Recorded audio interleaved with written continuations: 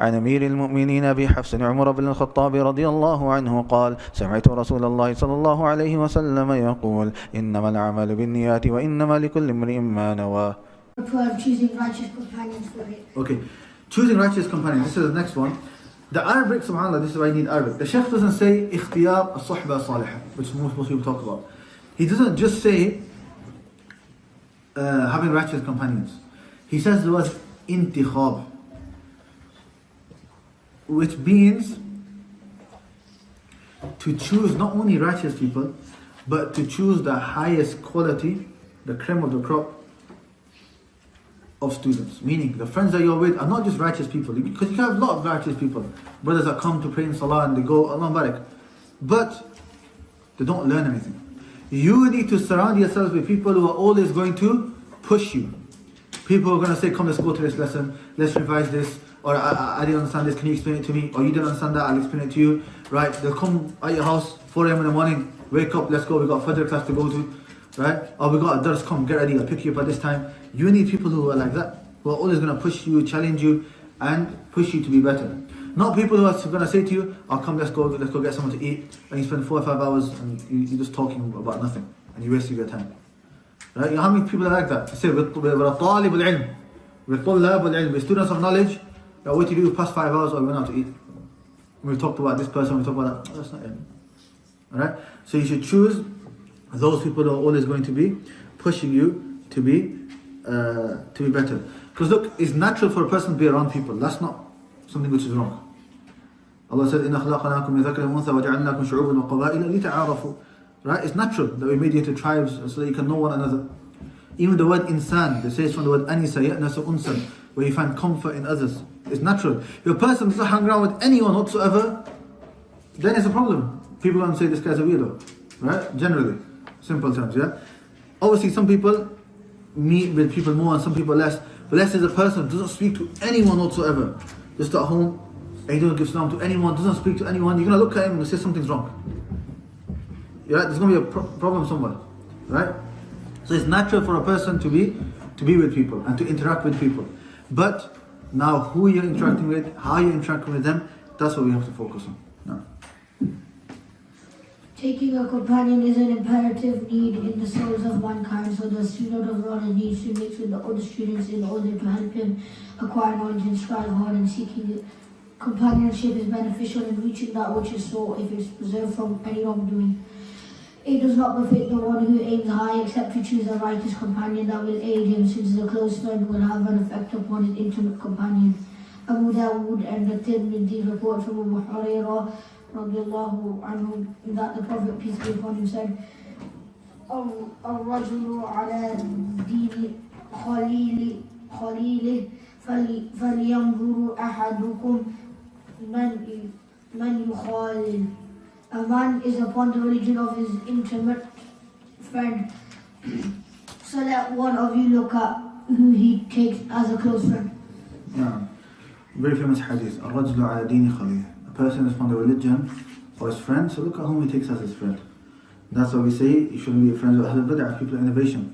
They're going to affect you, they're going to misguide you, they're going to affect your religion. Now, so look at the hadith. The hadith that you sahib or you khalil.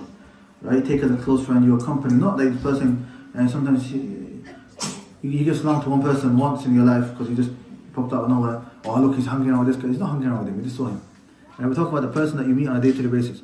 So if you come across an evildoer, and this is a guy you know is a sinner, he came to the masjid, you don't say, oh, I can't be with you because hadith. La, it's form of da'wah, go give him salam, that's fine.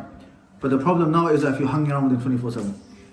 Unless the intention behind it is to give him da'wah. And that's why some of the ulama have said that if you want to know how a person is, look at who his friends are. Right? Is this a good person? Is he just a proper student of knowledge? Look at who he hangs around with. That'll give you an idea of who he is. Now, the next statement I want you guys to focus on as well. This is very powerful. Now, الرقيب الأصفهاني. الرقيب الأصفهاني. It should be, instead of a qaf, Q, it should be like a G and a H. الراغب. Anyways, now. الراغب الأصفهاني said the effect of a companion upon his friend is not just by his statements and actions, but even by looking at him. He says the effect that a friend has on you is not just by what he says and does. Even you looking at him will affect you. Even just looking, like you always the friend, he dresses in a certain way. Just by looking, that's going to affect you. You might want to dress like him as well. Now take this and apply that anywhere else. Nowadays we have the phones. This applies so much to the phone, right? Before the parents used to be worried about who the child hangs around with on the streets. Now that's not the problem. The problem is the phone. What's he doing on the phone, right? That has the most amount of effect on a person. So you have to be very, very careful in that regard also. Now,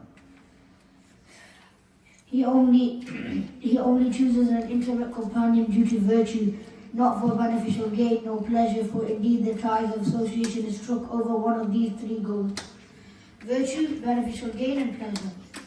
It was mentioned by the Shaykh of our teachers, Muhammad al-Khadr bin Hussein in Rasil al-Islah, فانتخب صديق الفضيلة زميلا فإنك تعرف به.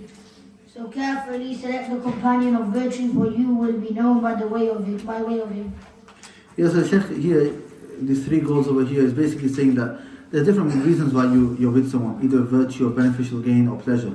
Virtue, i.e. for the religion; beneficial gain, you benefit money or something or something like that; and pleasure, you just have a good time. Who should you be with? The person of virtue, the person who's going to better you in your religion, your ilm, and so on. No. Ibn Ma'ni, may Allah have mercy upon him, in Irshad al-Tu'lab said, Tullab, as he was advising a student of knowledge, and he should be aware and very cautious from mixing with the foolish, the people of insolence, the shameless, those with a bad reputation, the imbecile and the lazy, for indeed associating with them is a reason for being deprived and a reason for the wretchedness of a person. Now, so look, even being with the people, being around certain people, it can affect the way people look at you, the way they perceive you, and it can even affect the knowledge that you attain. Sufyan ibn Uyayna rahimahullah, he said, إني لأحرم جلسائي الحديث الغريب لموضع رجل واحد ثقيل. He said, sometimes I have a hadith which is a powerful hadith and it's gharib in the sense that it's a hadith which is not known. People don't know this hadith, it's a precious hadith. But I won't narrate it to these students because in there's one student who's not deserving of it. He's not deserving, so for that reason I just don't mention it to everyone. And maybe later on when he's not there I'll mention it. But at that moment the students have been deprived of a hadith. Why? Because of one person.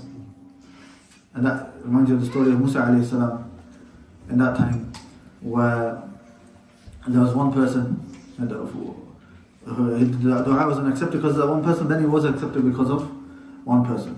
And even when it comes to seeking knowledge, you know the famous hadith that mentions وَمَجْتَمَعَ قَوْمٌ فِي بَيْتٍ مِّن بُيُوتِ اللَّهِ, that there's not a people who gather in the houses of Allah except that tranquility descends, angels surround them and mercy engulfs them. In some narrations it's mentioned that these angels that come, they are stacked upon one another and they go to the heavens. And then it will be said, Allah will say to all of the people that attended that lesson, that lesson of seeking knowledge, at the end of the lesson, قُومُوا مَغْفُورًا لَكُمْ, all of you get up, your sins have been forgiven. Some of the angels will reply that in there's a person, إِنَّمَا جَاءَ لِحَاجَةٍ, he didn't come for the lesson. So we got a lesson now. Now it might be one person, he didn't come for the seeking knowledge. He came for a need. He had to meet the imams, we got something. He had to get some money off someone. He is hot outside, he just came for the AC inside. He came for any reason. There was leftover food from last night, he came to take some. He came for any reason other than seeking knowledge. What will the reply from Allah subhanahu wa ta'ala be? He is with people, لا يشقى جليسهم, that a person cannot ever lose out by sitting with them. In other words, no problem. Because he was sat with them, his sins are also forgiven. SubhanAllah. Depending on who you surround yourself with, look how it can raise you, and look at how it can bring you down as well. No.